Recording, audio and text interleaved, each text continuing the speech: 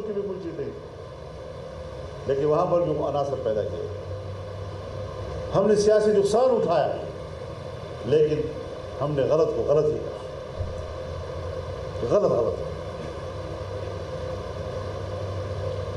ہمیں عوام میں جانا چاہیے، ہمیں عوام کو اعتماد دلانا ہے کہ ہم آپ کے حقوق کے محافظ ہیں۔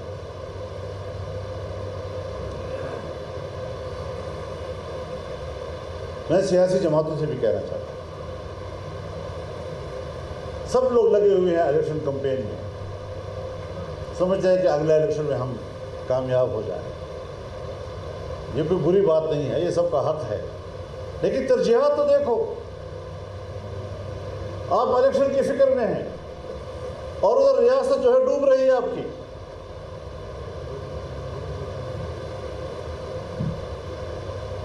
پاکستانی کے ہاتھ میں اگر کسی کے ہاتھ میں ڈالر ہے، باہر بھیج رہا ہے،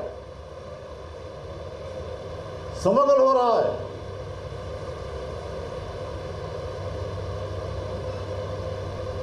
باہر کے لوگ تفصیلات روک رہے ہیں، پیسہ پاکستان نہیں بھیج رہے، سرمایہ کاری ملک کے اندر نہیں ہو رہی۔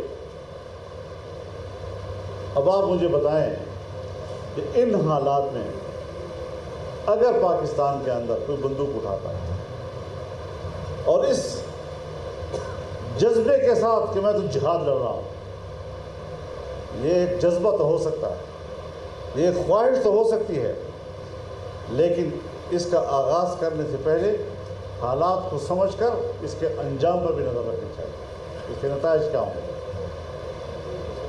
نتائج یہ ہوں گے اس کے کہ آپ کا انتخابی عمل محدود ہو جائے گا، باہر سے سرمایہ کاری بند ہو جائے گی، پاکستان میں امن نہیں، عدم استحکام ہے، سیاسی لحاظ سے بھی، معاشی لحاظ سے بھی۔ ایک دفعہ ہم نے ملک کو دیوالیہ پن سے نکالا، دوبارہ اس طرف جا سکتا ہے۔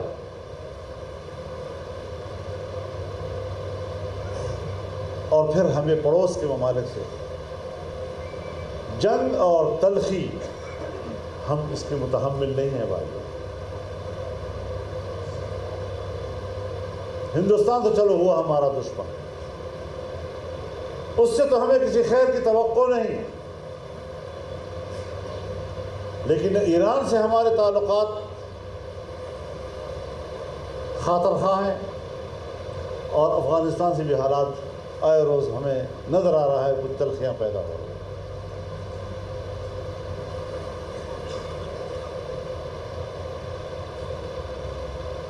بظاہر تو کہا جا رہا ہے کہ غیر قانونی طور پر جو ملک میں رہتے ہیں وہ باہر چلے جائیں،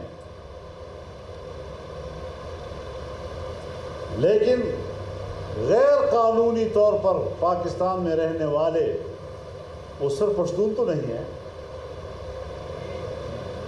لیکن ہاتھ ڈالا گیا صرف پشتون پر۔ کیوں؟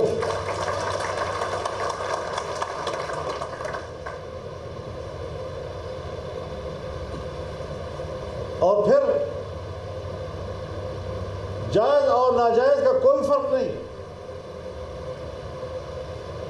اس کو پکڑو، اس کو پکڑو، اس کو پکڑو، اس کے کارڈ میں جیب میں کارڈ بھی ہے، اس کو بھی پکڑو، نکالو یہاں سے۔ آپ مجھے بتائیں، آپ پٹھان لوگ ہیں، بحیثیت پشتون بھی اور بحیثیت مسلمان بھی، ہماری روایات کیا ہیں؟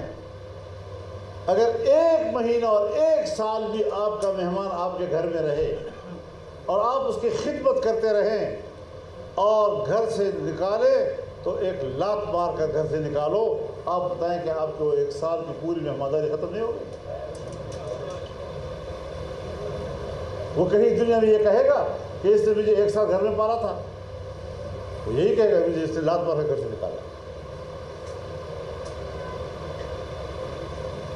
مسئلہ کیا پیدا ہو گیا ایک دم سے؟ اسی لیے ہم نے کہا تھا کہ افغانستان اور پاکستان کے درمیان دو طرفہ ایک کمیشن قائم کیا جائے جو باہمی مسائل کو مفاہمت کے ساتھ طے کرے۔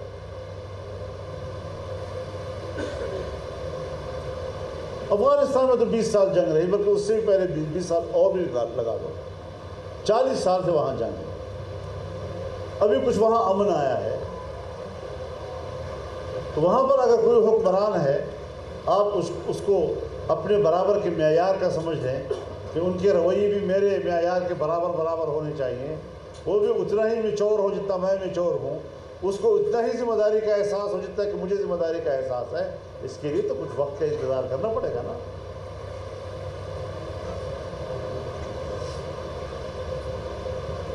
اور پھر ہماری بیوروکریسی، پولیس افسران گدھ کی طرح ان پہ جھپٹ رہے ہیں، کسی سے زمین کھینچ رہے ہیں، کسی سے پیسے کھینچ رہے ہیں۔ کیا حشر کر دیا ان لوگوں نے؟ یہ انسانی حقوق ہے؟ میں دنیا کی انسانی حقوق کی تنظیموں کو دعوت دیتا ہوں کہ آئے پاکستان میں، اور آج اس وقت پاکستان میں افغان مہاجرین کے حوالے سے انسانی حقوق کا مطالعہ کریں کہ ہو کیا رہا ہے پاکستان میں۔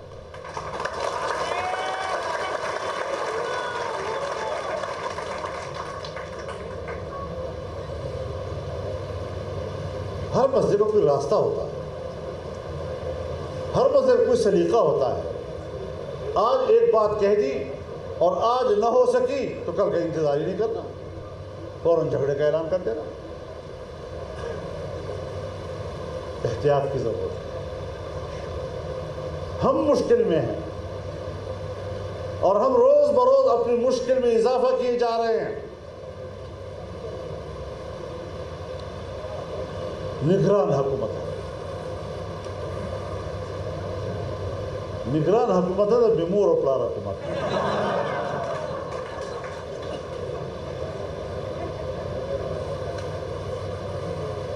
کرسیدہ سے خیر لگے خالی۔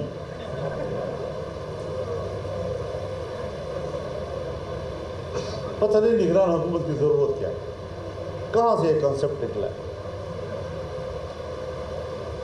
دنیا میں تو کہیں ایسا نہیں ہے۔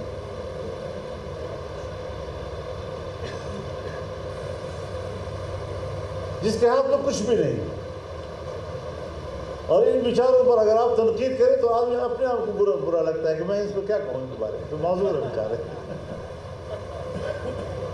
میں دعوت دیتا ہوں سنجیدگی کی طرف آنے، میں دعوت دیتا ہوں اپنے حالات کو صحیح معنوں میں سمجھنے کا اور اس کا تجزیہ کرنے کا۔ تمام پارٹیوں سے کہنا چاہتا ہوں، ان کی قیادت سے درخواست کرنا چاہتا ہوں کہ اس وطن عزیز کو بچانے کے لیے سوچیں۔ اگر میری آواز پر کوئی لبیک کہتا ہے الحمدللہ، نہیں کہتا تو پھر یہ فقیر تنہا بھی یہ علم لے آگے بڑھے گا۔